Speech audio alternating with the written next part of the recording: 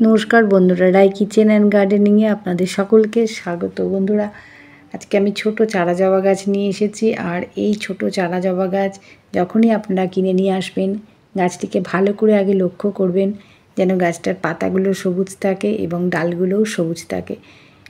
যদি আপনারা শুকনো গাছ কিনে নিয়ে আসেন, সেই গাছটা কিন্তু যে পাতাগুলো লুক্কো শুক্কো হয়ে থাকবে সেই রকম গাছ আপনারা একেবারেই কিনবেন না, তাহলে কিন্তু সেই গাছটাকে আপনারা দ্রুত বৃদ্ধি করতে পারবেন না। গাছ চেনারও একটা কিন্তু এটা ভালো বিষয়। প্রথমেই যদি আপনারা নতুন চারা তৈরি করা গাছ নিয়ে আসেন, সেই গাছ বসান, সেটা কিন্তু দ্রুত বৃদ্ধি হবে এবং গাছটা সুন্দর ঝাড় হয়ে থাকবে। আমরা এই সমস্ত গাছগুলো ছোট চারা গাছকে তো বসিয়ে দিলাম, বসিয়ে দেওয়ার পর আমরা এমন কিছু খাবার দেব যে খাবারের গুণে আমাদের গাছগুলো সুন্দর সতেজ হয়ে থাকবে, সবুজ, এবং তার সাথে ঝাড় হয়ে থাকবে। বন্ধুরা, আমরা প্রথমেই নাইট্রোজেন সমৃদ্ধ খাবার দেব।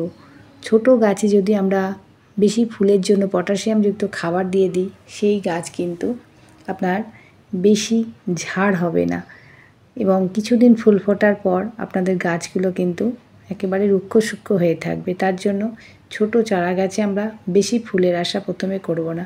প্রথমে আমরা গাছটাকে আগে সুন্দর করে বড় করব।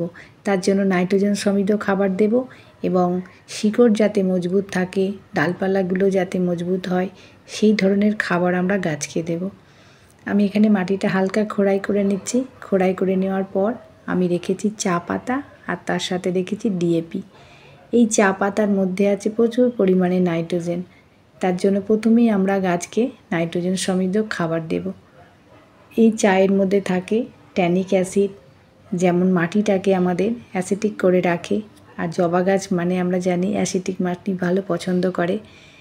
তার দ্রুত বৃদ্ধির জন্য কিন্তু এই চা পাতা ভীষণ উপকার। তারপর আমি ডিএপি রেখেছি। এই ডিএপিটাও গাছে যেমন ফসফরাস আছে প্রচুর পরিমাণে ডিএপির মধ্যে, তেমনই কিন্তু আমাদের শিকড়টাকে মজবুত রাখে। তার সাথে ডালপালা, কাণ্ড সব কিন্তু মজবুত করে রাখে এই ডিএপি দানা। আপনাদের টব যদি 10 ইঞ্চি হয়, আপনারা 10টা দানা দেবেন। 8 ইঞ্চি হলে 8টা দানা দেবেন, তার বেশি নয়। আর এটা রাসায়নিক সার ডিএপি, এটা আপনারা মাসে একবার দেবেন। তাহলেই আপনাদের গাছগুলো দেখবেন একেবারে দ্রুত ঝাড় হয়ে যাবে। আর গাছ, ছোট গাছ যখন আস্তে আস্তে বৃদ্ধি হবে, তখন কিন্তু সে তার মতো করে সে বড় হবে। অতিমাত্রায় কিছু খাবার দেবেন না ছোট গাছে, তাহলে কিন্তু গাছের বৃদ্ধিটা থমকে যাবে। এইভাবে আপনারা ছোট জবা গাছের পরিচর্যা করুন।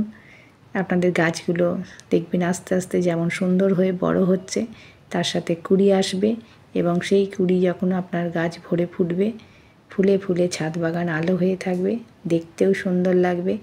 আজকের মতো ভিডিওটি শেষ করছি। ভিডিওটি ভালো লাগলে অবশ্যই একটা লাইক করবেন।